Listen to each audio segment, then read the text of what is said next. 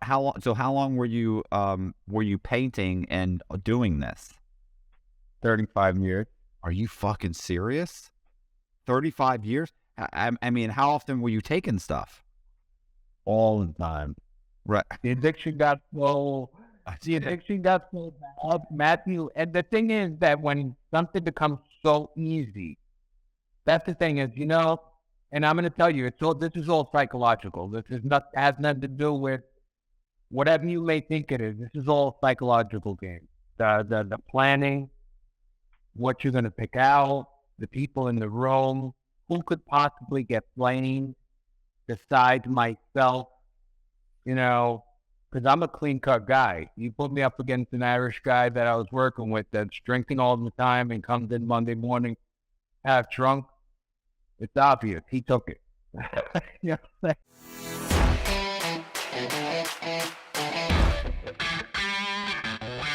Hey, this is Matt Cox, and I appreciate you guys watching. I am going to be interviewing Picasso. He is an art thief that was tremendously successful, and he did it in a really interesting, unique way. I'm actually going to be going to the premiere of a documentary about him, and so let's go ahead and check out the interview. So, well, let's start at the beginning. Like, where were you? Where were you born? I was born and raised in Brooklyn, New York, Sunset Park to be exact. And I mean, how were you raised? Middle class, lower middle class, upper middle class? We were below poverty level, to say the least. My dad wasn't in my life, so it was just my mom. My mom had myself, my little brother, and my two older sisters. So it was, she was on food stamps, but she worked. But, we would wake up sometimes without food in the refrigerator, and it was hard. It wasn't easy. Okay. So did you graduate high school, or did you? I went straight from high school, which was Fort Hamilton High School, to Kingsborough Community College. And then I attended business school at New York Business School in Manhattan. Okay. My thing, Matthew, was that after my father left, I had a really traumatic incident with my father. My father was an alcoholic, and he verbally and physically abused my mother. So after he left when I was 6. But at the age of 10, I realized that I couldn't let my mother struggle alone. So I got a job at the Daily News as a paper boy. I did the hustle. I learned really early in my life. I think most of my education wasn't in school. It was on the street. But eventually you graduated high school. You went on to try and you wanted to help your mom. I'm assuming you wanted to make some money, help her out. Like, what was your plan what were you planning on doing for a living? As a kid, the whole time I went straight through junior high school and high school and college and even the business school, I took accounting. But then I realized that I have a lot of anxiety. I suffer from severe anxiety, like you have no idea. So I figured I couldn't do accounting. I can't sit behind the desk with numbers. So I got a job as a painter when I was 19, and that was it. I was on Park Avenue. My first real gig as a professional painter was right on Park Avenue for the 1% of America, the richest, the ultra wealthy of America. Well, when you say a painter, you mean what type of a painter?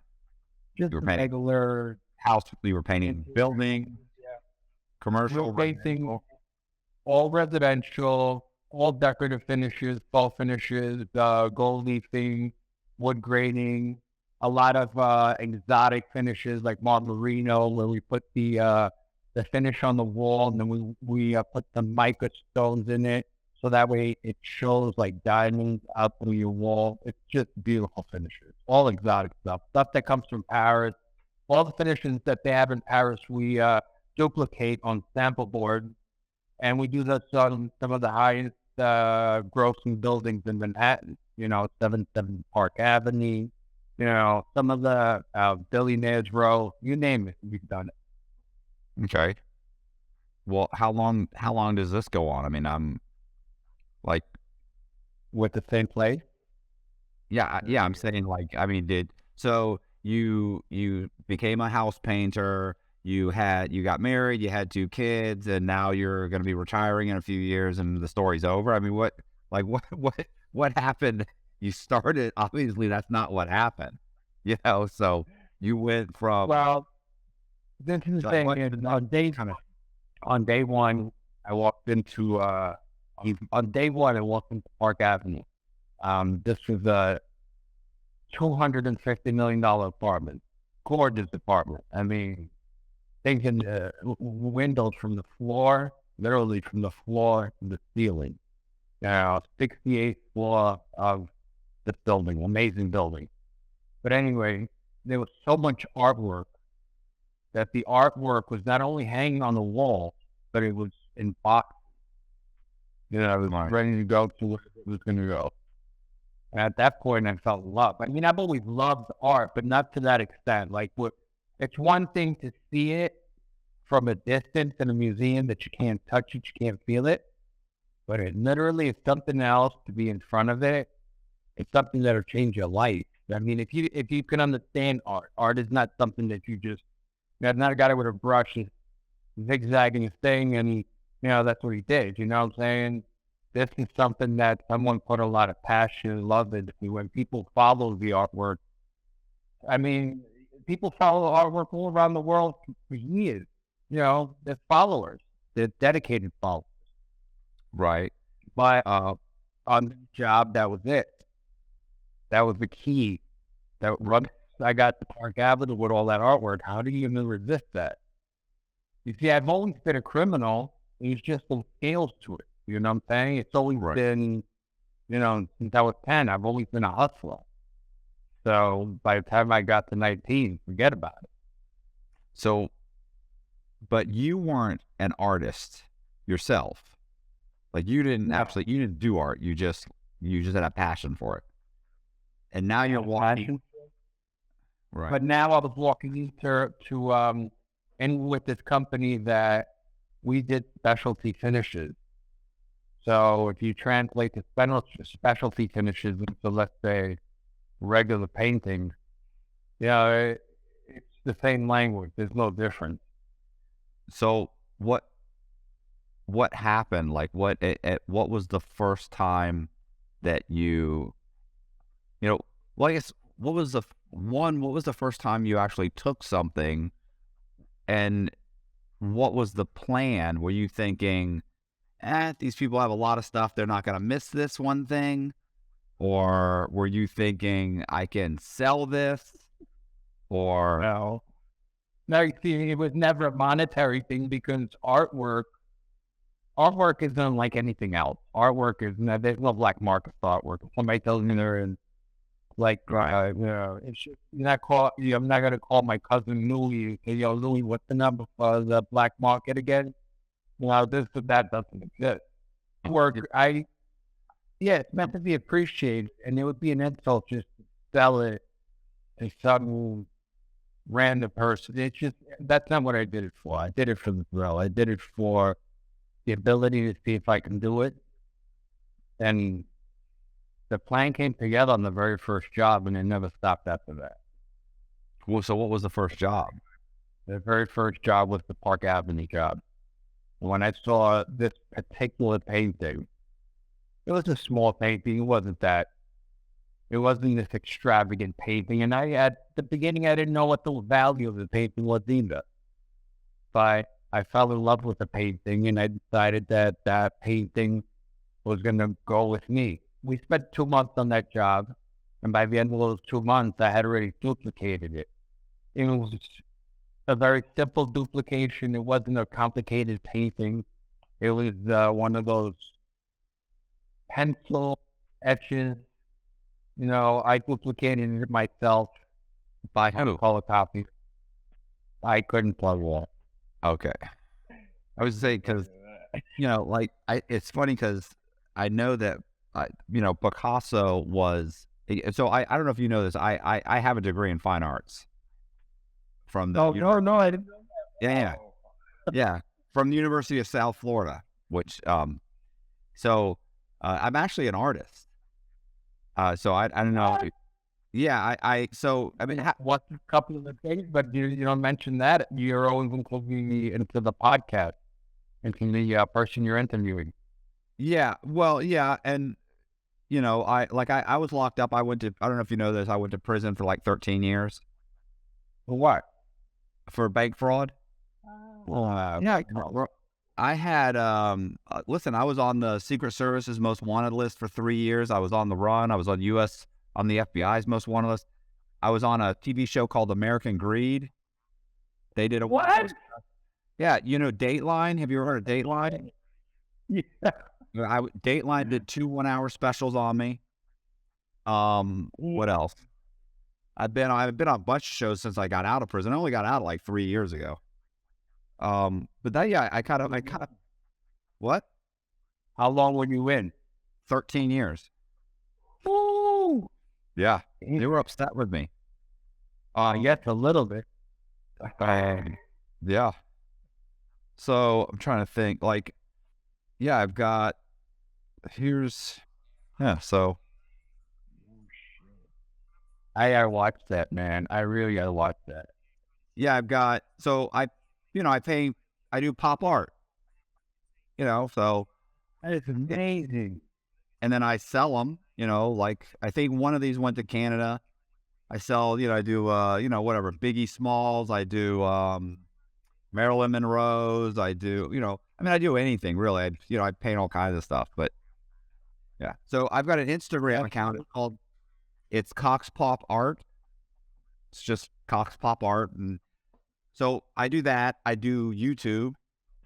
I wrote a bunch of books when I was in prison, a bunch of true crime books. I wrote a memoir about myself, and then I got out, and I like true crime, so I started doing a podcast when I got out. I didn't think I was actually, I didn't really know how to do any of this, but I just kind of figured it out. Had some people help me, and now it's starting to come together. But in the meantime, I did artwork, and people buy my artwork, and so yeah, so that's why I was saying, like, it's like, so I know, so when you say Picasso, like Picasso was one of the few artists that was famous during his lifetime. You know what I mean? Like most artists, they scraped by, and then they passed away, and then their artwork became worth something later in life. Like there wasn't a lot of artists. Edvard Munch was never, like, he sold like one painting his whole life. Like, now he's huge. Now, they're huge paintings, but Picasso was famous in his lifetime. And one of the things I know that he did is that I know that there are hundreds of little drawings he did. Like he would be at a restaurant, someone would recognize him, and they say, "Oh, can I get your?" These are the stories I heard. I'm sure you probably know more than I do, but one of the things we'd always heard was the stories were that, like, he'd be at a restaurant and someone would come up to him and say, "Can I get your autograph?" And he'd go, "Yeah, just let me finish and I'll give you an autograph." They go, "Okay." And then he'd finish up his meal and he would doodle something on a napkin or a piece of paper and sign his name and give it to him. So they get this little thing that was, no, baby, it was just cute. But now they're selling for $35 and $45 and $50 and $100,000 for little doodles, and people have them. So that's why when I heard that your story, and I heard that you because I watched part of it where they, I guess at some point you kind of looked around and you realized, like, nobody's here, nobody's watching me. There's no cameras. There's all this art. Oh, that was not my thought process. No, that was the second time I've been there. Yeah, that was the second time I was there. Oh, this was it. I thought you ultimately did this. You did it. I thought you did it in several different places, though, right? You didn't look around.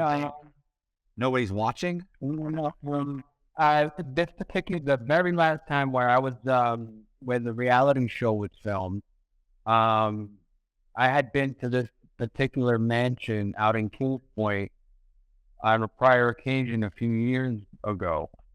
And everything that went missing on that time, I should say 10% of it was reported missing and 90% was never reported missing. So when I went back to the house the second time, you see, there's a lot of things that changed from the first time and second time.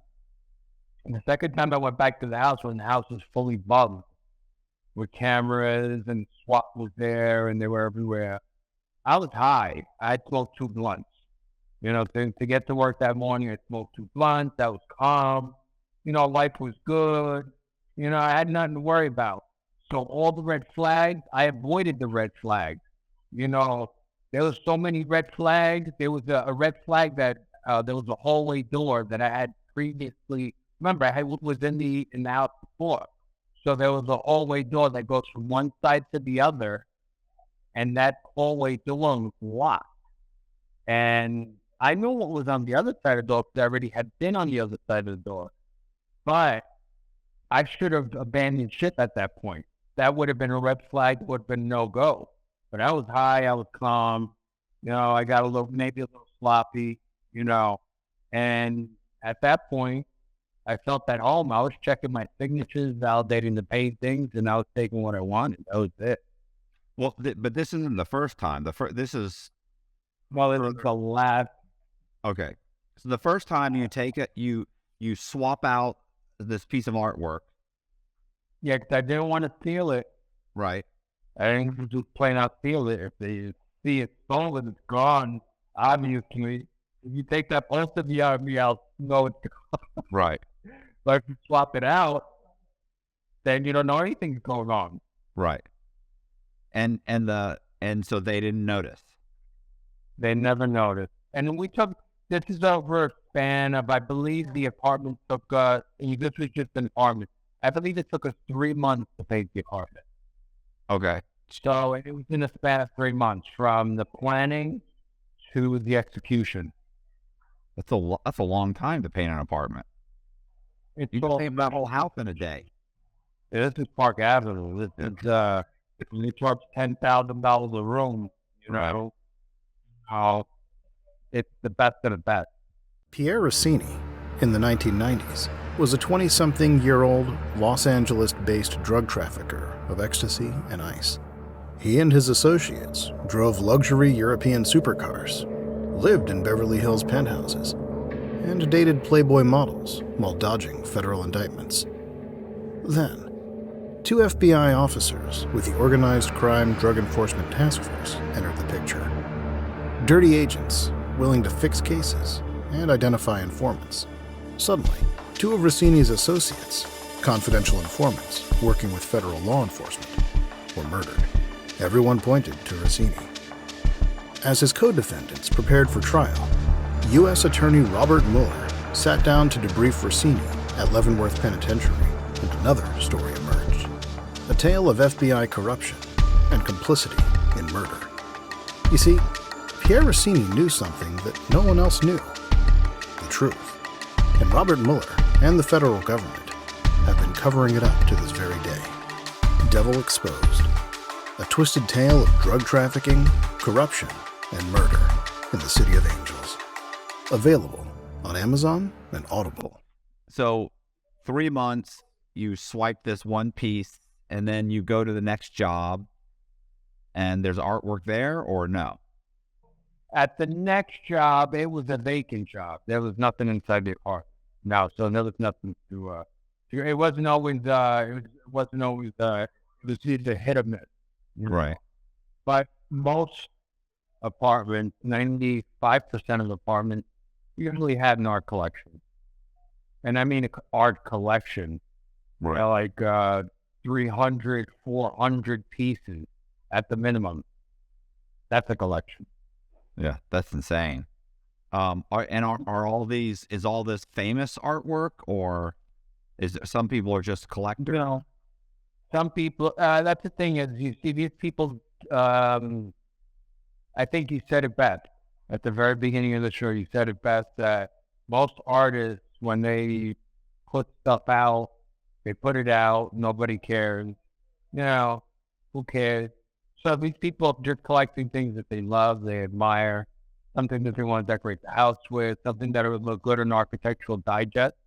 Because we've done that too with Architectural Digest. We've done a couple of issues of Architectural Digest.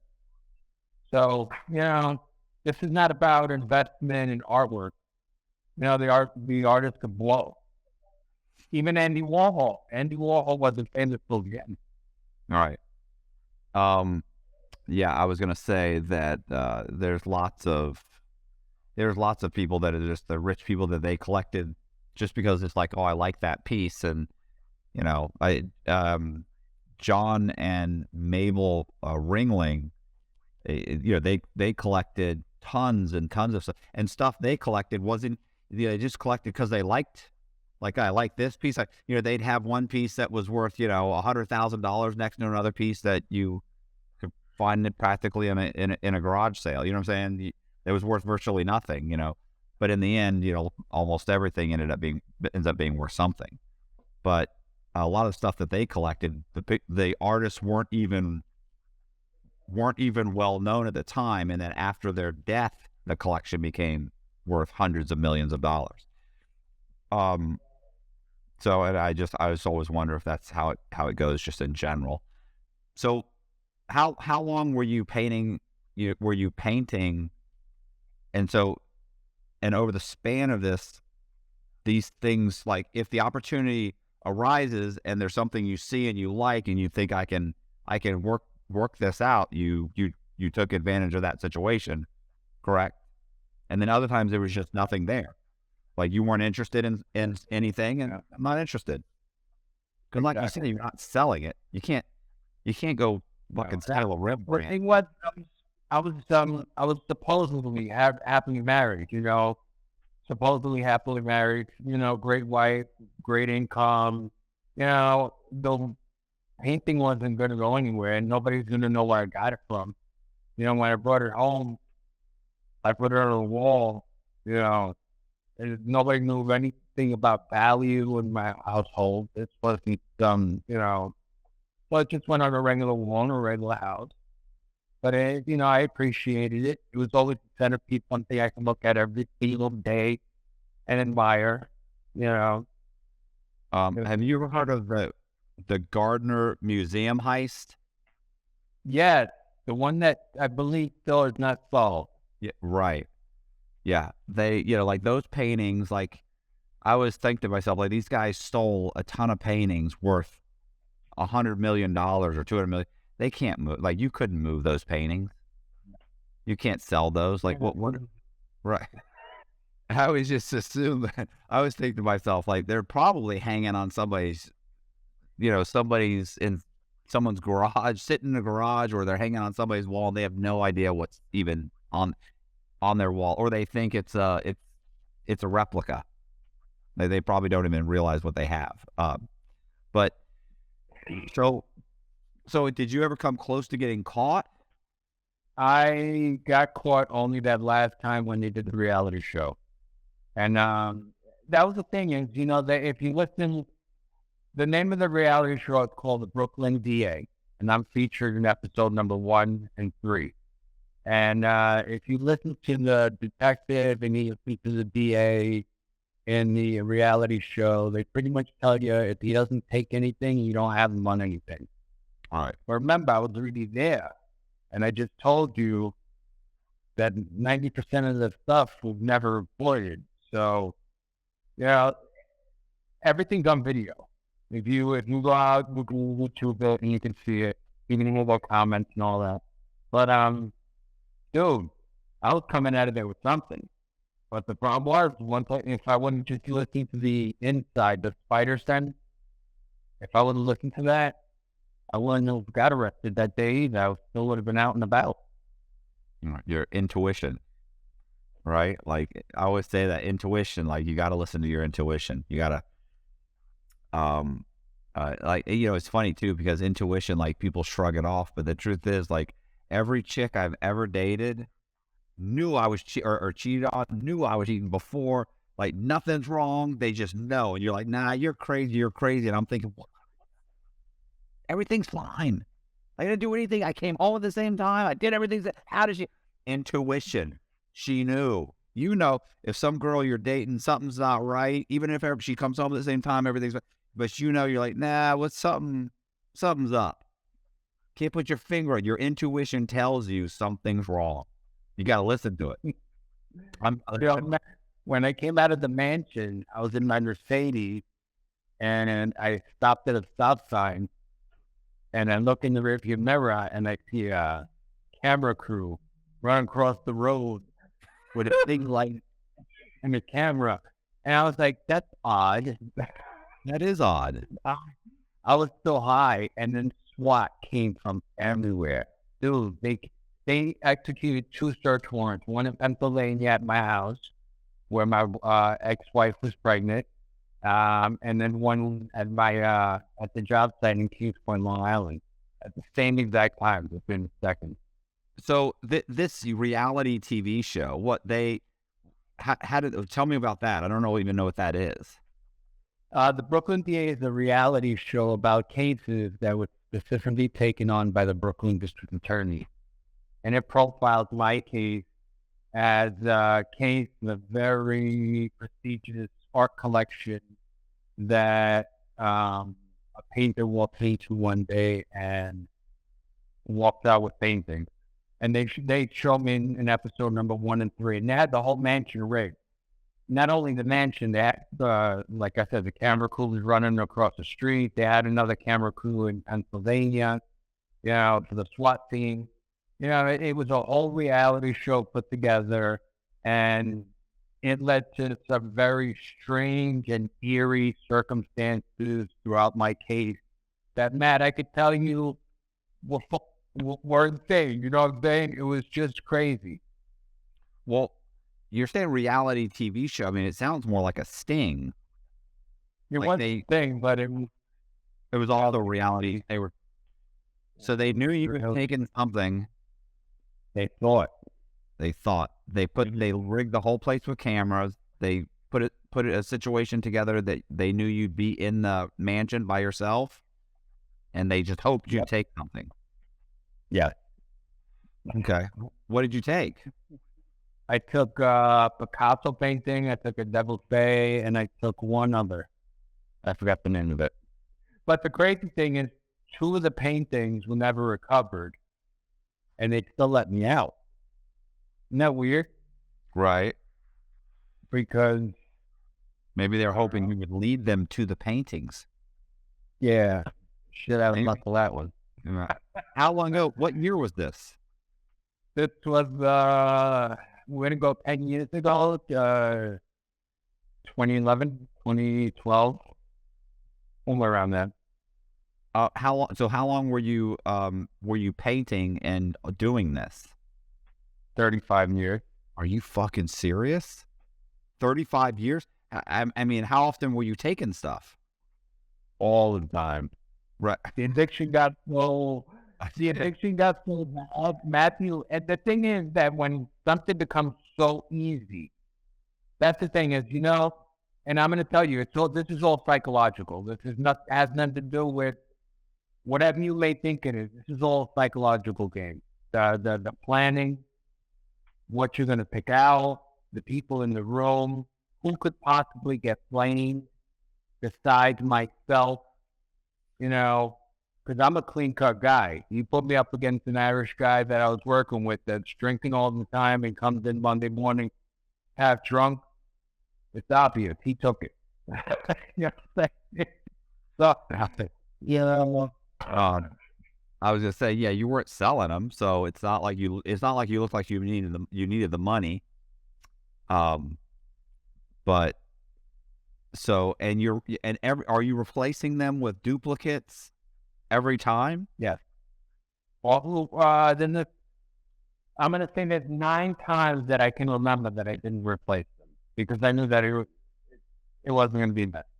Yeah, it was in a storage area somewhere. When people put things in storage, especially on Park Avenue, Madison Avenue, storage is for your skateboard. It's not for a Monet. Right. It's not for a Picasso. It's not for none of that. You know, you shouldn't be putting your little face inside the storage box in the basement. There's roaches down there. You crazy? Okay, so this has been going on for a long time. Eventually, they catch up with you. How many paintings did you have? On me? Well, that they They call only, you. I thought you. they only found the 3 that were in the car. Yeah, they only found the 3 that were in the car. Oh, I thought they didn't do a search, like go and search your house. Oh, yeah, they did. They weren't going to find anything there. All right. Why would I put them in my house? Come on. Well, I would think you would. You said like you wanted to enjoy them. You said you liked them. Nah, not with this girl. Let me tell you something. My ex-wife, she's a ride or die. My ex-wife, I was married for a very long time, 21 years, God bless, you know, but then I separated and got hooked up with the mother of my kids. Now, this is the type of girl that we got pulled over one time in Jersey, and I believe I took the charge for DUI because I was driving. She wanted me to take the charge for a marijuana cigarette in the front of the car, and I'm thinking to myself, damn, she would rat me out and sell my knee down the fucking river in a second. This one right here. You know, there was no way I would bring anything over there. You kidding me? Oh my God, she gets pissed off. She'd be calling me FBI art division. All right. So they grab your stuff. They go to your house. They don't find anything. How do you end up doing the documentary? Did you write a book? Were you approached? How'd you end up with the documentary? This is the deal, Matthew, and I think you're gonna find this the most intriguing. You want to know why? Because when I was in Rikers, I went from Rikers to Nassau County Correctional. You know, and I saw those. To me, everyone's the same person. Whether you're a CEO, you're an inmate in a jail, it's the same. You know, there's no level. But a couple of the guys in jail were telling me, "Hey, you know what? Your story is insane. I couldn't wait to see something like that on TV. It captivated dude from Taiwan to whatever, you know, around the globe." During the NBA Final Four, they in my jailhouse in Rikers and all throughout my whole tier, old BCC, old boy, everybody was watching the show, the Brooklyn DA. So I said to myself when I got out and I gave up everything, I gave it up to my 2 daughters. I have two daughters, one is 6 and one is 8, and I gave up the life of crime for them. I couldn't get enough for any other reason. I enjoyed it too much, so you know, but. I made an investment in myself. I made a financial investment, and I reached out to someone that I believe in, Adrian Mazzone of Transmedia, and I said I want to do a documentary about my life, and I want to confess. You know, I want to confess about everything, and I did. You wouldn't see it because I'm going to see you at the premiere. Yeah. So okay, how long were you locked up? 18 months. 18 months? Yeah. My lawyer was Bruce Cutler, John Gotti's lawyer. Okay. Okay. Dude, my case is phenomenal, man. If you write novels about it, you know what I'm saying? And yeah, how come you didn't write a book? You had 18 months. I was battling my case. That wasn't me. You see, for me, writing a book would have meant that would have been a confession. You can't write a book. You just asked me, the first question you asked me, I had to say no to. What's the name of the... Yeah, well, I mean, you know, there's a way to write around that. No, I mean, but you can't answer that. That's one of those questions. Listen, Matthew, when they arrested me in Kings Point, listen, look at the scene. They arrested me in Kings Point, and you could see it on the reality show, the Brooklyn DA. Phenomenal. But in the Picasso Of Thieves, you know the real story. They arrested me, and I was high, so I didn't know why. Why? There's 3 old master paintings in the back of my bed, but why am I getting pulled over? You know what I'm saying? I thought maybe it was mixed up. But they get me down to the station house in Kings Point, and there's this huge, giant, like Sons of Anarchy table. all those giant long tables with all these detectives around it, all of them, chilling back there with their badges, like 35 of them, 25 of them from all over counties everywhere. FBI, I think, was there too. And they thought I was coming in crying, but I was like, they sat there ready for me to bleed out. And I was like, where's my lawyer? That was the end of that. You know what I'm saying? I still moved on, and it was just more of a game, dude. It was just a game. Yeah, I go to the DA's office, starving. He'd have a table full of Chinese food for me. Something out of some, I don't know, some make-believe movie. Like, why? Why for me? And then I realized that it was picking a reality show. So they were trying to get that confession. They knew I hadn't eaten in a week. All right. So how long after you got out, how long did it take to put together the documentary? The documentary was just last year. I have some health issues, a lot of health issues, and I have 2 little girls. And this is not about other people, but this is about them. This is about, I want them to know who their father is. I mean, the real person, what made me who I am, and why I am the way I am. I'm not embarrassed of who I am. I just want people to know, this is me. Right. I mean, I trust me. I understand that. Like, it's funny because most of the guys that I know that were locked up, that were like con men or fraudsters or scammers, like they're in prison trying to figure out like how to get out, change their name, how to keep anybody from knowing what they did, how to start their life over. And I was like the only person who was like, I'm telling everybody what I fucking did. Fuck them. Like, I always say, listen, there's 2 kinds of people in the world. There are those people that know the things that I've done and the person I am today and are 100% acceptant of it. And there are those people that can go fuck themselves. And that's it. There's only 2. So to me, like, I'm not going to be hiding and lying and dodging the rest of my life. Like, I'm not doing that. Like, this is what I did, and you're either okay with it or you're not. You don't have to be in my life. If you're not, well, kick rocks. There's lots of people out here.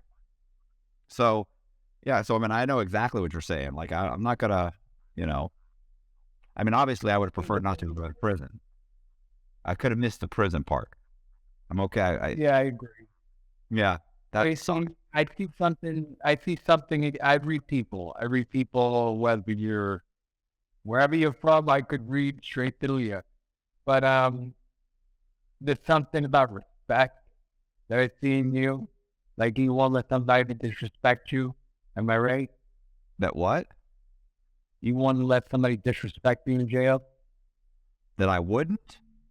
Wouldn't. Would you get into a fight if somebody if I had to get into a fight, to be honest with you, I would get into a fight if it came down to it. But let's face it, if this guy's 6'2" and he's gonna beat the fucking hell out of me or something, that's probably not. I'm probably not signing up for that. But luckily, I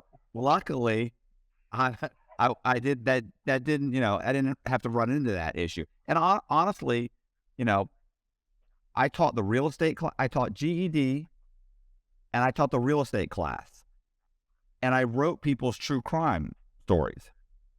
So I had guys coming up to me all the time, like, bro, hey, you got to hear my story. I got guys in Rolling Stone magazine. I was writing books. I got a couple of book deals when I was locked up. And of course, since I've been out too, I wrote 5 or 6 books when I was locked up. I wrote almost 24 synopses, like really long articles. This is for other people.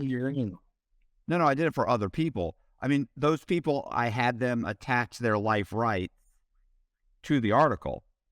So I wrote a story about you, and I knew I was going to get out at some point. I was going to put them up on a website. I was going to try and option those life rights. because while I was incarcerated, I optioned people's life rights, so I knew it was valuable. So I figured I'll write these stories, get out, put them on a website, and try and option the life rights of these guys, get some documentaries made, that sort of thing. I'm doing that right now. I got 3 documentary companies I'm working with right now. It's been 3 years. It's a long process. You know that. Everything is wait, delay, waiting for Joe, waiting for Paul. We have to have a meeting. We got to see if we can get so and so to be interviewed. It just takes forever, and that's what I've been dealing with. But listen, once I'd been locked up a few years, like I got into a routine and I was okay, and people knew who I was, and I never had any problems or anything. I think maybe 2 times I had an issue with a couple of guys, and it was just because I got a slick mouth. I'd mouth off to somebody, and I realized right away that either I'm going to say nothing and hold everything in until till I leave here, or I'm going to mouth off every once in a while, and I'm going to get punched. Somebody's going to smack me. These are big guys. These are not nice guys. And I'm not a big guy. I'm like 5'6". So, What? yeah, I'm tiny. But I'm okay with it.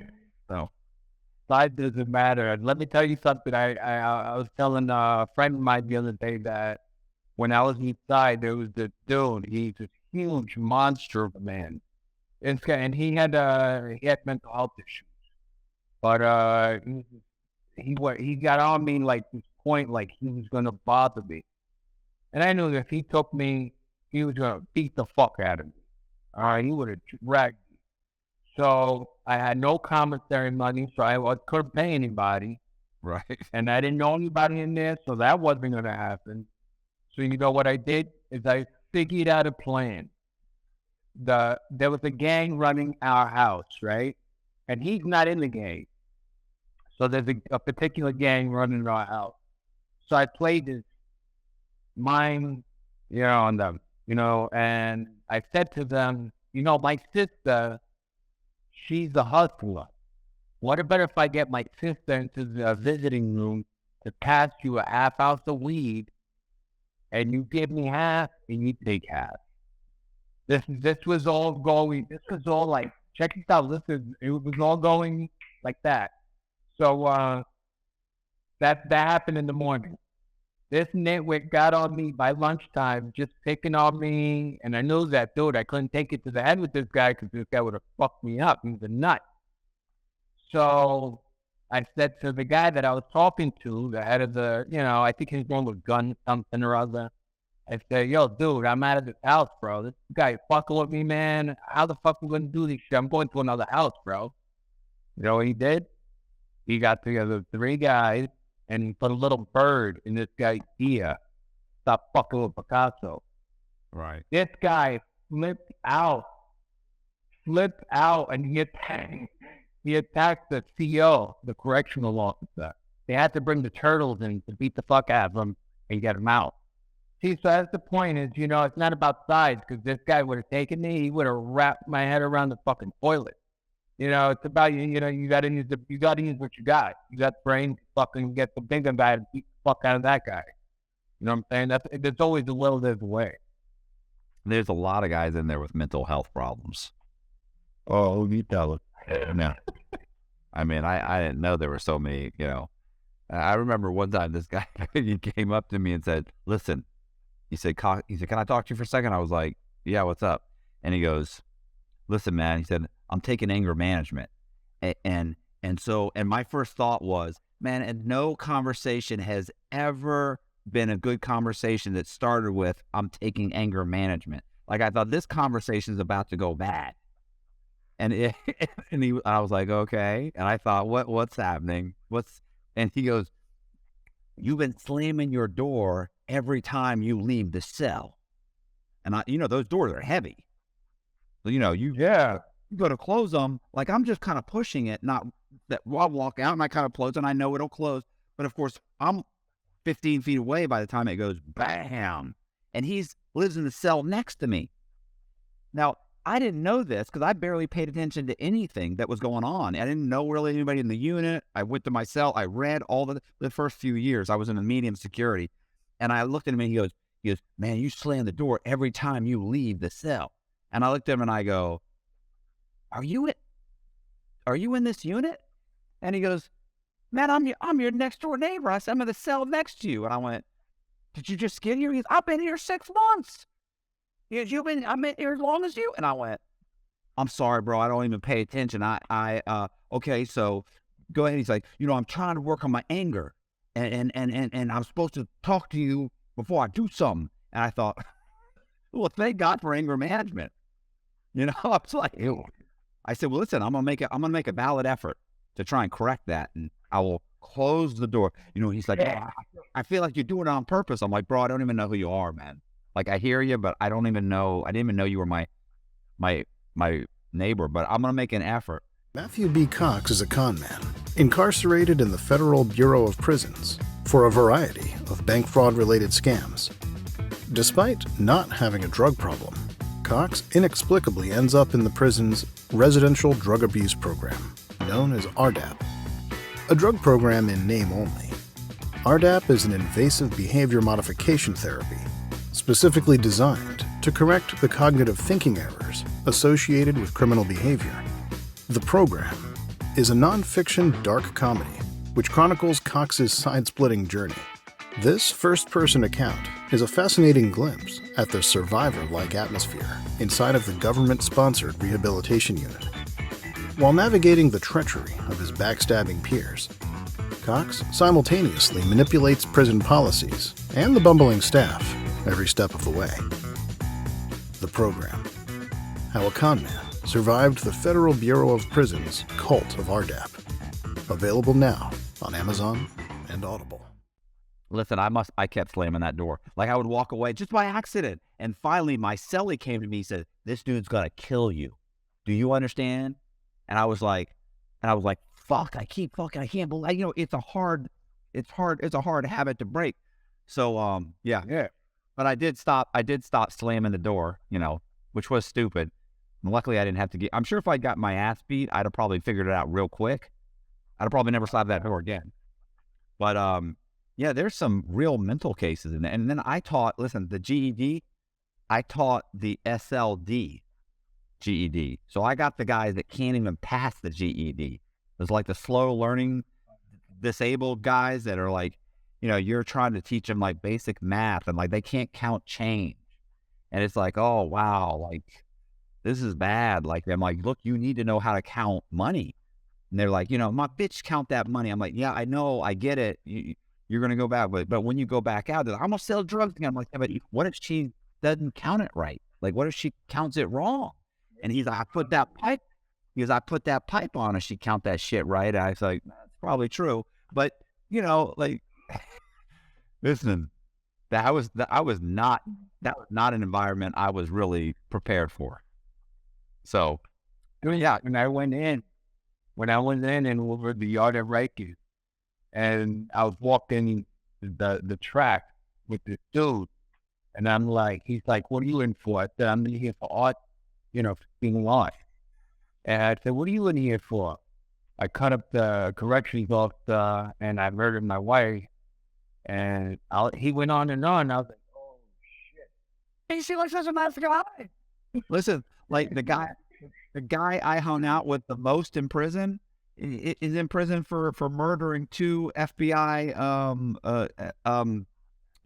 whatever CIs. Nicest guy. Until you take the honey bun from the commissary, you get no. Like, if you borrow something, you want to pay him back. Or if it's, he said, it's get you, can you get me a 6-pack? Of course I can get you a 6-pack. I'm embarrassed that you had to ask. I don't know why I don't already have the 6-pack. So, yeah, good guy. So it's funny. There's a lot of good guys in there. There's a lot of good guys but it's seriously, there are a lot of good guys, but there's a lot of people that you're just like, wow, like it bothers me that you're going to get out of here at some point. Dude, there was this guy that I remember I was bored when I was in there. Once I got the good lawyer and things started going right, there was this dude who said to me that he had been arrested 37 times, 40 or 67, I don't know what it was. And I was like, dude, after the first few times you didn't get the hint that you're not good at it, and I'm like, you're stupid, damn. And I figured I should probably be giving advice in jail. No, I stopped that. What do you do now? You don't want to know. You want to know? You still paint? What? I do high-end estate for the luxury sector. Listen, I mean, like this documentary might not be good for your career. Well, that's the thing, is the documentary is supposed to take a retirement road. You know what I'm saying? Right. I wanna confess. I want to give you the names you want, right? You want the names of the people that are missing, right? Right. That's what you want. So that's what I want to give you. So the documentary has to leave me employment free. I filled it all out. Like literally, if you watch this documentary and you say to me, I'm lying to you, an FBI informant that's sitting next to you, could ask him. He'll tell you that I'm telling the truth. Everything in the documentary is 100% true. How long is the documentary? Approximately an hour. Okay. Where are you living now? Undisclosed location. Man, the people are going to start looking for me, man. Okay. There's not a lot you can answer. Where is the documentary going to be? Where is it being shown?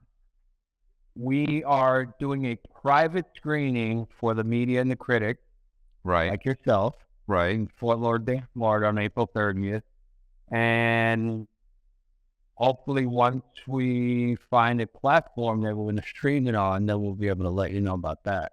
And the name of the documentary is called The Picasso Of Thieves. And I tell you, when you watch the movie, you can't. This is not acting. I'm not an actor. This is me spilling myself out, and sometimes I think it might be for the adrenaline, but I'm retired now, so I don't have many forms of adrenaline anymore. I got my 2 daughters, and when they come over, we go roller skating or to Barnes & Noble. So for a retired art thief, you might as well just throw me back on Rikers, something. It's like, when I got in, a lot of people make a big mistake, right? They go into jail and they get sad and they cry and I don't know what they do. When I went in, I'm confrontational. You know what I'm saying? If I had try to stop me, I dare you to try to stop me from getting that phone at the end of the night when you tell me that phone belongs to somebody or it belongs to this person, the red, the blood, the Crips, or whatever. I dare you to try to stop me and take that phone. I'll crack you over there with that phone. I'll bust your ass because I want to feel better. I don't want to be agitated like this guy bitched me out. You know what I'm saying? I'm always about that confrontation. This is all about adrenaline. That the stealing of paintings is the same thing as you confronting the 6'2" dude with fucking muscles. It's all the same shit. Okay. So, all right. So what? All right. What else have we got? I don't know what else to say. I don't know what else are we doing? Are you doing? Where do you want to go? Interviews? Are you doing any more interviews? I have another one on Thursday at 5. Yeah. But check this out, right? I want to give you this. There was this woman. She lived across the street from MoMA, the Museum of Modern Art in Manhattan. And we were doing a 6-month job for her. We were completely done with the job. We had taken the paintings off. We had put them away, brought them back. And we were already done. There was not even a paintbrush inside the apartment. And she sees me carry the painting to give it to her because she's going to hang it. And she looks at me and she says, please be careful. You have no idea what that thing cost. But she didn't realize that thing was a fake. I already had replaced it. So I knew not only what it cost, because you see, there's 2 costs. There's the cost that you'll inflate for the insurance company, and there's the actual cost. Now, either way, I wasn't going to sell it, so it didn't matter. But I can tell you the actual cost. And now, some people, you got to dumb it down sometimes, to make them feel comfortable about themselves. And rich people, they're a lot like that. So I'm keep going back to, were you an art? Like, how are you duplicating these paintings? My best, you remember Kinko's? Yeah. My best thing and my easiest thing was always to duplicate it on a color copier, high digital, but then add layers to it, whether it be layers of latex paint or the bristles onto it. That was always the easiest. It was like painting by numbers. It wasn't that complicated. And I already knew how to full finish. I knew how to do gold leafing and margarito and all these other fine finishes. And at that point, you combine the two, and it wasn't that complicated. And for these people, these aren't poor people like your everyday 99% of the country. We're talking about the 1%. That 1% on the top of the food chain, that they're never going to miss that painting. They didn't buy it for an investment, and it's in the basement. And when they do find it, they'll put it back on the wall.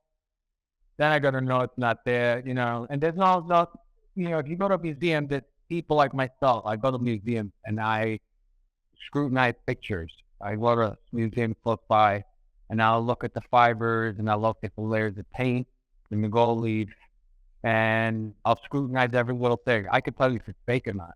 There's professionals that go into every museum. The piece and vibe show, nobody's going to see them except for the owner and his friends. Right. And he's going to walk by it. He's walking by it. It's 15 feet away. He glances over. He keeps walking. He's not scrutinizing the painting. Not at all. He's not even looking at the fibers or anything. Dude, I went down to the micrometer on the fibers of the brushes. I used to keep a million different paint brushes, and had a micrometer, and I used to measure the original fiber in the painting, because there's always brush hairs inside the latex of the oil thing. I used to put them right back where they came from, but it would be on a Kinko's copy, and literally, you looked at it. What is this? I was gonna say, what is Kinko's now? Is now what, the UPS or FedEx? FedEx stores? I think FedEx. Yeah, I think it is FedEx. Yeah, I think it is.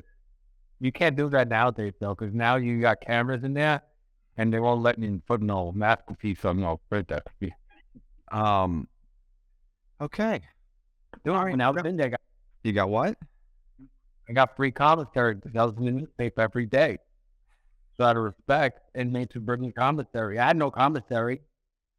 I had shit. I used to give it away because I would keep stressed out. I always burn the candle. So did you get out on bond at any point? No, my bail was set at $1.5 million. Yeah, there was no getting out. They didn't want to let me out. And my lawyer was in the newspaper every day. Every single day. The DA committed a Class B felony with some shit, and they came out of the newspaper, and then every day that my lawyer was antagonizing them. So they didn't want to let me out. They were going to torture me. So they said, you know what, we've had it. Let him out. If he pleads guilty now, they said, if you plead guilty now, you walk out today. I said, yeah, let's do this. And I pled guilty, and I walked out. Right, and that was how long? After how long? 18 months? 18 months. Then, what is nothing? It's nothing. I mean, come on, you were in for 13 years. Jeez. Yeah, and you said you never went to a prison. You did this in the county jail, right? Yeah, I did that in Rikers Island and Nassau County. And they transferred me from Rikers to Nassau County, and I begged my lawyer to have them transfer me back because Rikers Island was like a tropical paradise compared to Nassau County. Rikers Island, you get Benadryls if you want to go to sleep, you want to smoke weed, whatever you want to do, and you make it happen. But in Nassau County, forget about it. It was like the Third Reich there. At 6 a.m., I think it was 5 a.m., they slammed the metal doors to wake you up to let you know you're in jail. Yeah. It's bullshit. Yeah.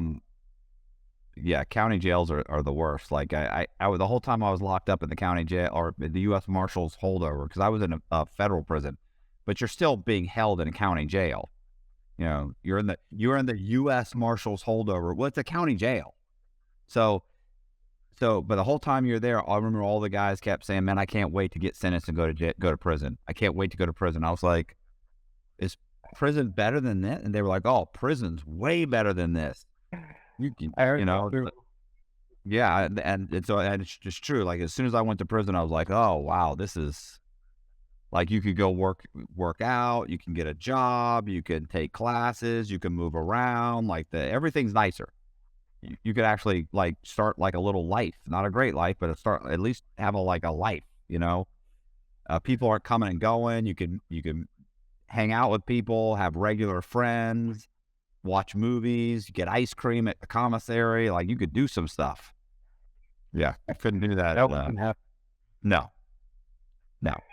Rather do 2 years. I'd rather do 2 years in the federal prison than 1 year in the county. Dude, when I was in Rikers, when I used to get bored and I wanted to take a field trip, I used to request to go to the DA's office. So I would waste the whole day going to the DA's office to say nothing. It was just a good time. You know, I got to Brooklyn, you know, on the bus, you know, talk to friends. Dude, if they saw me in the hallway, they'd like, "Yo, Picasso, what's up?" I had a cellie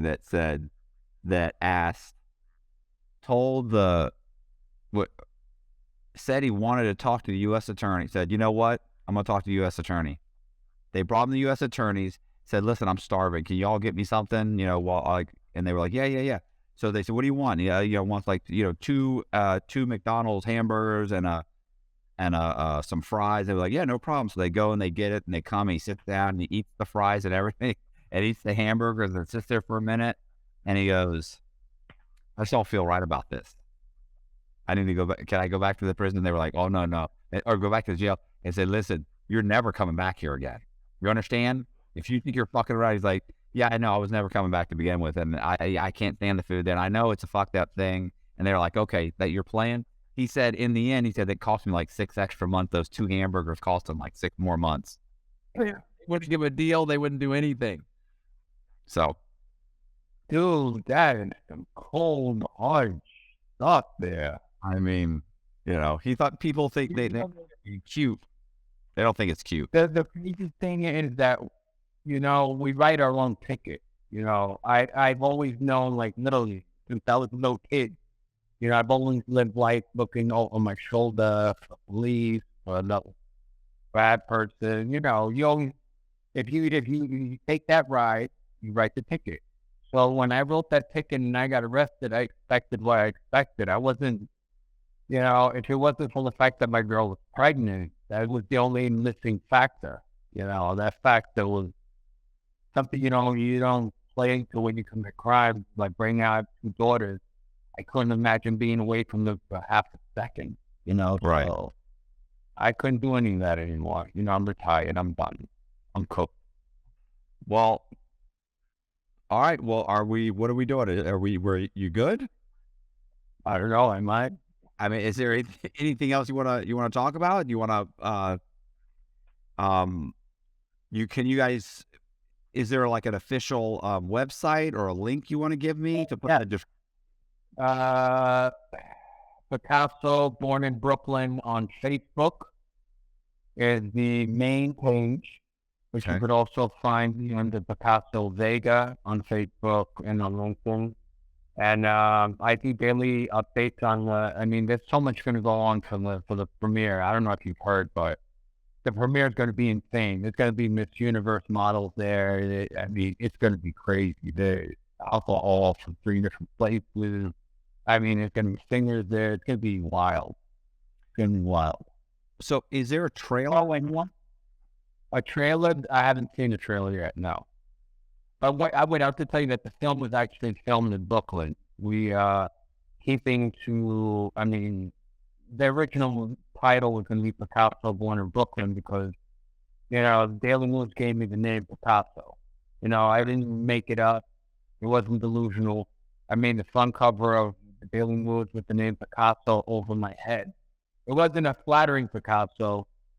And I only tell you this, I only say it once. It was Pic. It said Picasso as a whole word, but Pic was white. Asso was black. Got it? Yeah. Picasso. So I kept it because I'm from Brooklyn and I'm like that. Who else makes the front cover of the New Yorker magazine? Come on, the Wall Street Journal? Are you crazy? Come on, I'm an art thief. I'm not God. I'm not Bill Gates, and I'm in the Wall Street Journal. I think they featured me like 10 times. Like, you're like, what did I do? Did I kill somebody? I don't know. Well, it's a sensational crime. They love sensational. You know what I mean? They love sensational. They love unique. Like, if it's like, hey, he's a crack dealer. Okay, well, there's thousands of them. Like, that's nothing special about that. But to be an art thief, that's extremely unique. Like, who does that? That's insane. Like, you didn't meet, I guarantee you the whole time you were locked up, you didn't meet anybody else with your charge. It was not Picasso in there. No. Yeah. There wasn't another guy stealing artwork. They might have called him Picasso. No, there was nobody like that. Dude, I tell you that, when I went in there and there's so much media on the murals every day in the Riker dining store, I thought I killed somebody by mistake or something. Like, dude, if you look at one of the broadcasts, there's like 30 detectives behind this big platform, behind a microphone, and it's like, we got him. Like, what? Where's the body? I don't get it. Well, I didn't think it was that big of a deal. Well, you got a document. I don't have a documentary. I mean, so somebody thinks it's a big deal. I hope you think it's a big deal, brother, because when you come to the movie Dude Down, I mean, the movie begins at the age of 6. Yeah, that was when the monster was created. That's when I saw the world just a little bit differently. Right. What you see as a kid, you see the world just a little askew. Yeah, I mean, for me, I feel blessed. Like, literally, I feel blessed for everything. When I was in Rikers, I felt blessed. I felt like even though I was in there, dude, I had the best lawyer. Bruce Cutler's law firm representing me. I was in the newspaper every day. The guards knew who I was. Everybody knew who I was. Like, all of a sudden, it was like going, and they'd say, Norm. They were like, Picasso. I was like, oh, I'm right here. Is there, but you're saying, so you said you had not seen the trailer. Is there a trailer? No, not that I'm aware of. Okay. I was going to say, they were supposed to be a trailer. I was going to say, it'd be nice if they were the trailer. We could throw it in here. Well, I was about to say that more than likely when we find a platform that they're going to stream it on, then the platform will cut the trailer off. Yeah. Well, or they'll ask the director or they'll ask your editor, your director, to, hey, can you guys do a 30-second trailer? Mm-hmm. Okay. All right. Well, cool. And it's supposed to be animated. It's supposed to have specific songs in there from an artist called Steve Slim. I mean, it's supposed to be this, and it's shot in 4K. There's not many documentaries out there shot in 4K where you're going to get that nice crisp and motion. What do you mean it's supposed to be? Haven't you seen it? No. You see, this, wow, this is not like that. This is not like that. You see, for you to get the full picture of anything, you have to have different eyes on a product. All right? Right. Now, this is how I ensure the product is going to be put out properly. When I came up with the thought about putting this picture together, I drove down to Florida to meet Adrian Malzone of Transmedia. You see, if I see you eye to eye, right now, even though we're on a podcast, if I saw you eye to eye, I'd know if you're lying to me. I know if you're full of shit. I'd read you straight through. I met up with Adrian Malzone. I met up with Carlos Lucas and Anna Tisperas. I brought my daughters up there so you could all meet. We had a face-to-face conversation. I had already verified these people through my own sources. So I knew I was on the positive road. I made it very clear to them, this is not a road to redemption video. That's not what this is. Right. I mean, if you want that, you better go watch Charlie Brown or something, because that's not what this is. This is, I was an art thief, and I'm retired now because my daughters, and I don't want to go to jail. That's what this is. They would say I was happy as an art thief. It's something that brings me pleasure. If you go to a museum with me, Matthew, you'll experience art in a different way. Art is not just that painting is on the wall. That's not what art is. Art is meant to be taken in so many different means. You know what I'm saying? It's just not just, oh, look up. That's not what the art is. Art has life. You feel? Yeah. So you haven't seen the film? Nope. I mean, have you seen pieces? I made the film, so I know exactly what's in the film. Well, you were saying? You were in front of the camera. Yeah. But you don't know what tons of stuff doesn't make the cut. No, I know, but there's nothing that's bad. Okay. You know what I'm saying? I'm an art thief. What's worse than that? And there's a lot worse than that. But no, I just mean in the general sense of a movie. What are they going to get wrong? Oh, he's art thieves that like Salvation Army pictures. I wanted different eyes, and I also wanted a woman's perspective, which is why Anna Stefeta, she's one of the executive producers and directed the film. I didn't want this is not an ego trip for me. This is not, if you think I'm a scumbag, say I'm a scumbag, but this is not an ego trip for me. This is I'm fucked up and I know it. Right. What do you want me to do about it? You know what I'm saying? Who are you talking to? Bro, like I was on the run for 3 years. For 4 or 5 years before that, I was running scams. I was making fake people, stealing identities. I've been caught in the bank by police, handcuffed, talked out my way out of it, convinced them I hadn't done anything wrong. They had the wrong person. They let me go. Chased by the U.S. Marshals. I trust me, I've done all kinds of stuff. It's insane. So, I know what you're saying. Like, that's what I'm like, this is what I did. It's what it is.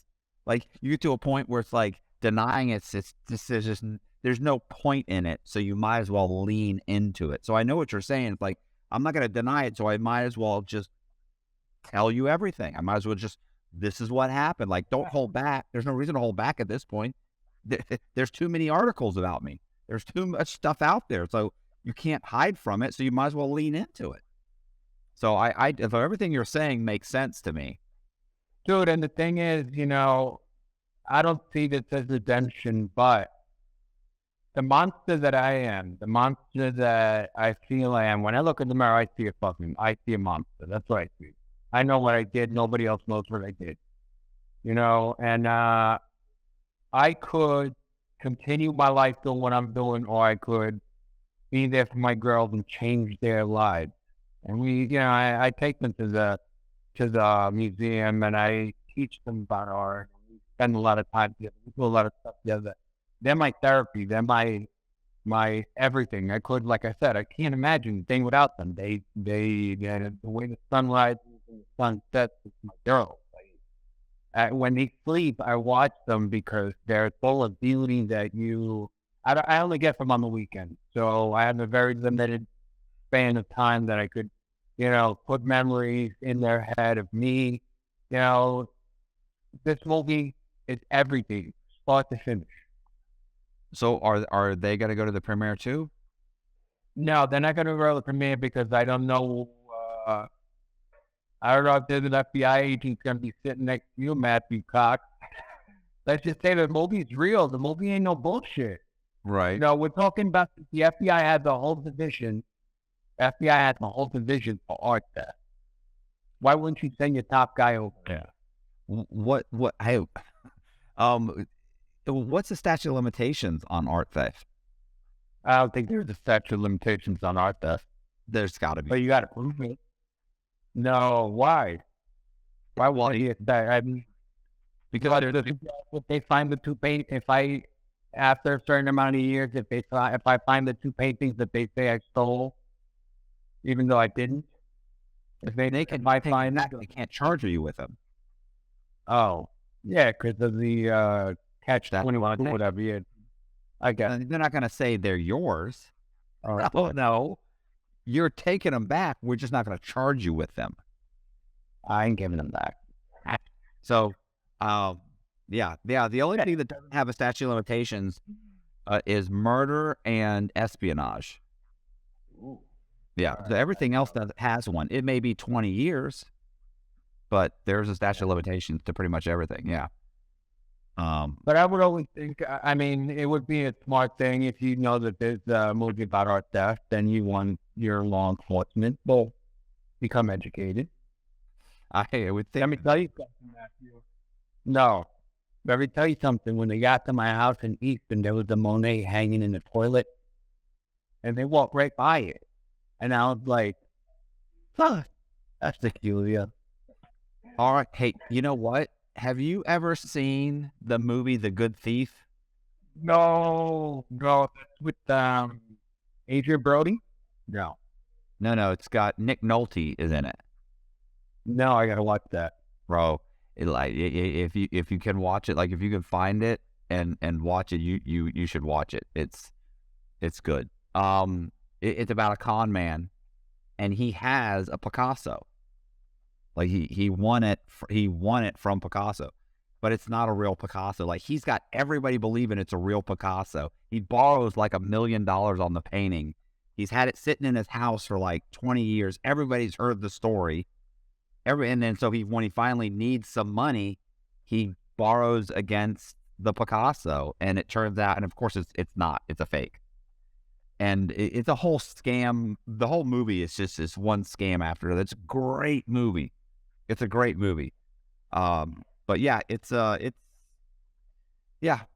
times. All right. But wait, there's a new movie that just came out too, about an art thief that gets locked in an apartment. What is this? That movie? I think it.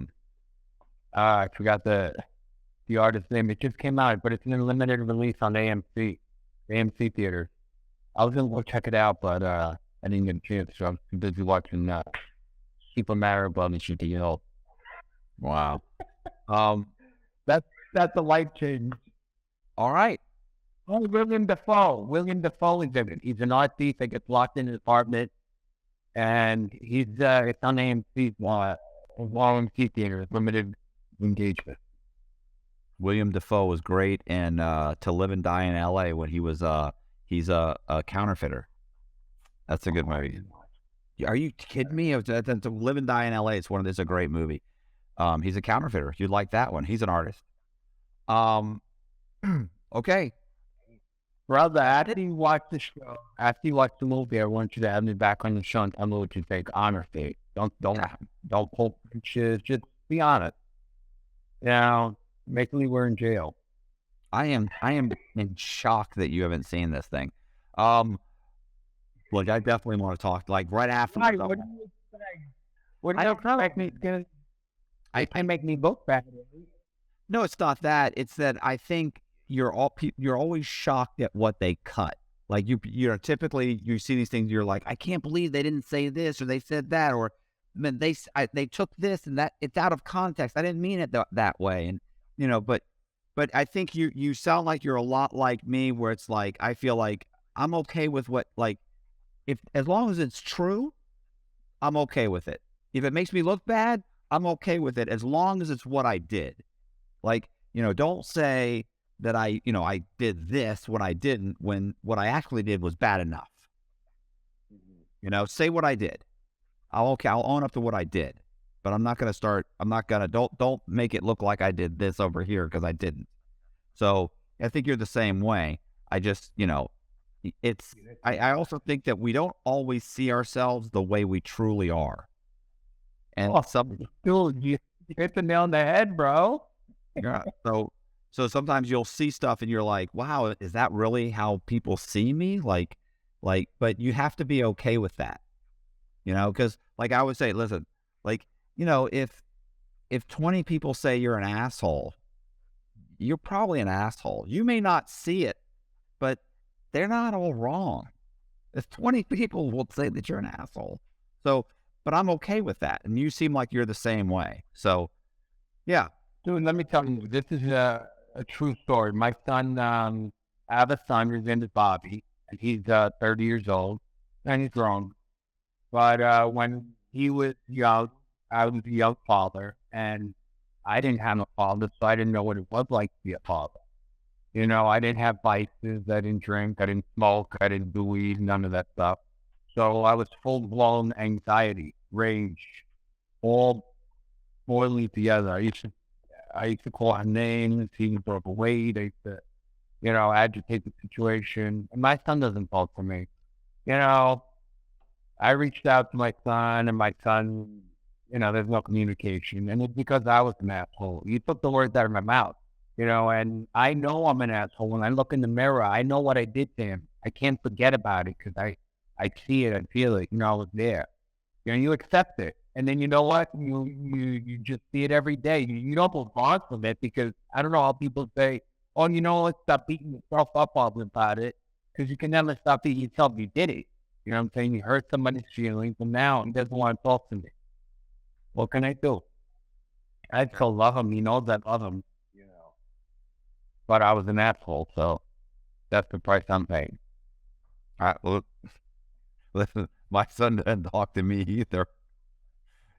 He's like 23 years old. He doesn't talk to me. He doesn't talk to me because obviously when he was 3, I went on the run. I get picked up 3-4 years later. All he knows about me is my dad's a bad person. So by the time he could have come to see me, it's too late. By that point, he's 7, 8 years old. He's formed an opinion. I'm a bad person. He didn't want anything to do with me. My ex-wife didn't help me out any. And by the time she realized it's okay, he's getting out soon, the kid's like 18, 19 years old, and she's saying, hey, you should go see your father in prison. You should build a relationship. And he's like, fuck that, dude. I'm done with that guy. I'm not fucking with him. He's a piece of shit. And the problem is he's got a powerful argument. It's not like I can say, no, you're wrong. No, you hit it on the head. But so, and I've done the same thing. I've reached out to him. I text him, we go back and forth a little bit. He says horrible, mean, angry things to me, so I'm the same thing. And I feel like the same way. Like, it's like, I've done everything I can think to do, but it's always on my mind, if that makes sense. Yeah. Like, it never goes away. Yeah. And my failure, they're men now, what I'm saying? Your son's 23, mine's 30 years old, he's married, he's got a house, cars, and I failed him. And I was supposed to be that person that didn't fail him. Right. And the worst part is, guys like you and I, we keep it in our minds so we don't do it again, or so we always, it's a punishment. It's a self-torture. Right. There's other people that forgive and forget and let's just move on and blame it on the kid and blame it on everyone. But don't look in the mirror and don't blame it on yourself, because that's the true person caused all the damage. Oh, I'm always in shock at guys that I know that have just been brutal, horrible to their children. Their children show up for prison. They're there every visit. They love them. And it's like, wow, like you were brutal to your kid. You were horrible to him. You were horrible to his mother. And they show up. I'm shocked about that too. Yeah, because I always feel like like when I was there, I was good. I just disappeared.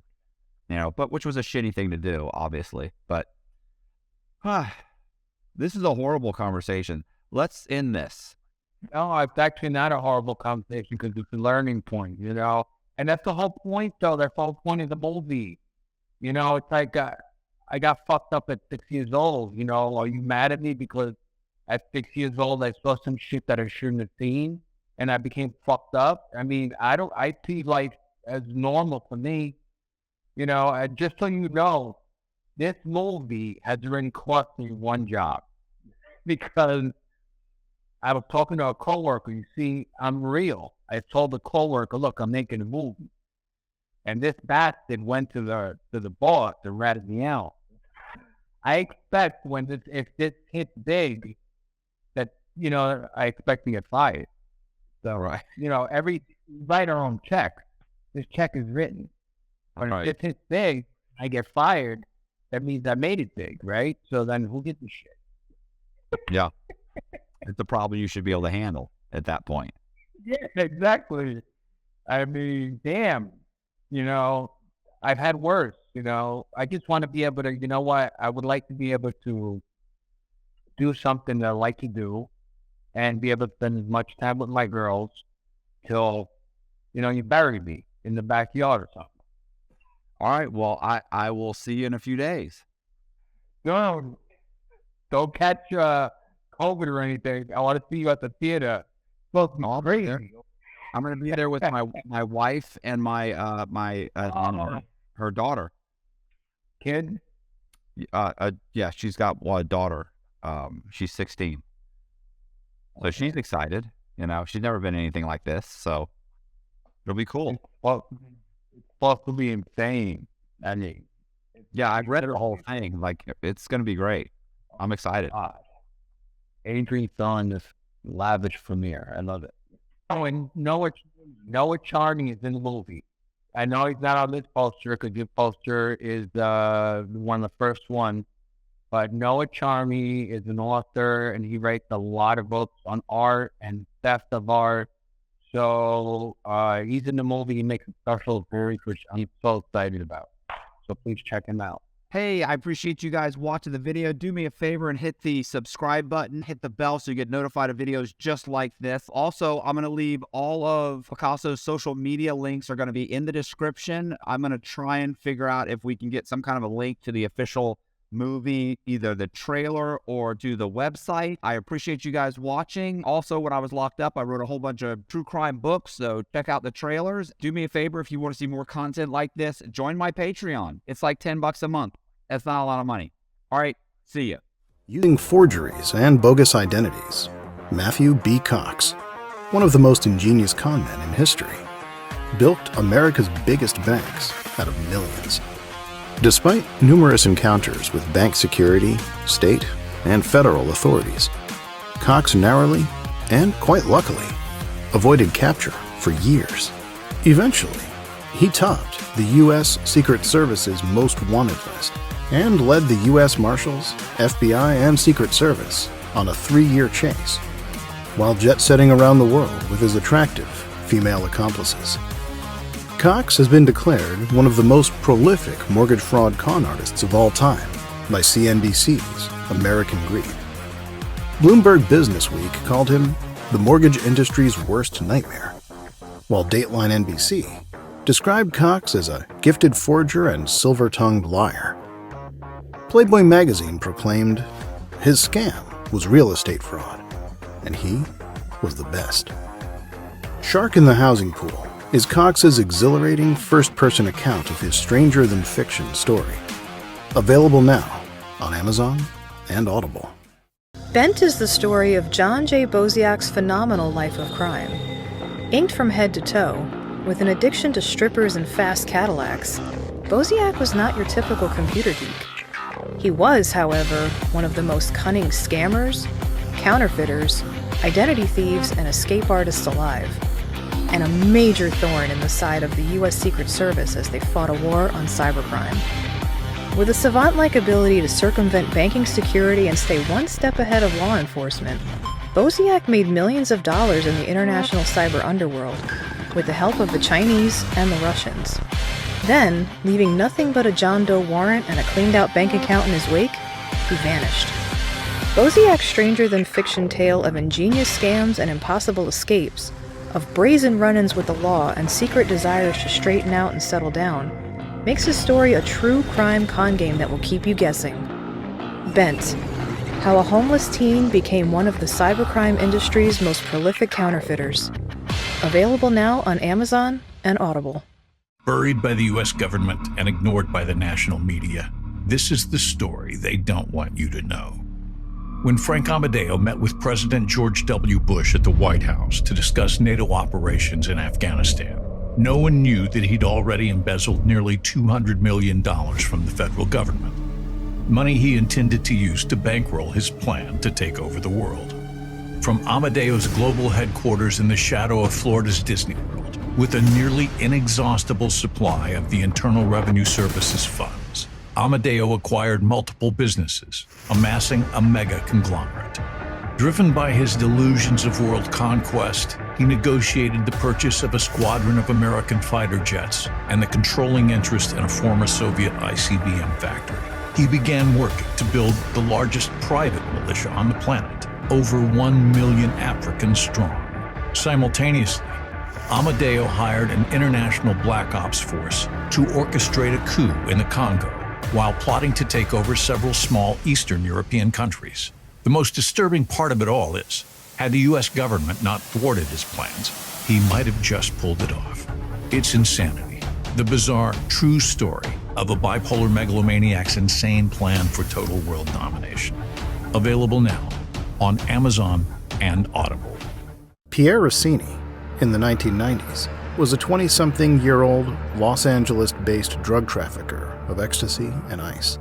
He and his associates drove luxury European supercars, lived in Beverly Hills penthouses, and dated Playboy models while dodging federal indictments. Then, two FBI officers with the Organized Crime Drug Enforcement Task Force entered the picture. Dirty agents willing to fix cases and identify informants. Suddenly, two of Rossini's associates, confidential informants working with federal law enforcement, were murdered. Everyone pointed to Rossini. As his co-defendants prepared for trial, U.S. Attorney Robert Mueller sat down to debrief Rossini at Leavenworth Penitentiary, and another story emerged. A tale of FBI corruption and complicity in murder. You see, Pierre Rossini knew something that no one else knew. The truth. And Robert Mueller and the federal government have been covering it up to this very day. Devil Exposed. A twisted tale of drug trafficking, corruption, and murder in the City of Angels. Available on Amazon and Audible. Bailout is a psychological true crime thriller that pits a narcissistic conman against an egotistical, pathological liar. Marcus Schrinker, the money manager who attempted to fake his own death during the 2008 financial crisis, is about to be released from prison, and he's ready to talk. He's ready to tell you the story no one's heard. Schrinker sits down with true crime writer Matthew B. Cox, a fellow inmate serving time for bank fraud. Schrinker lays out the details.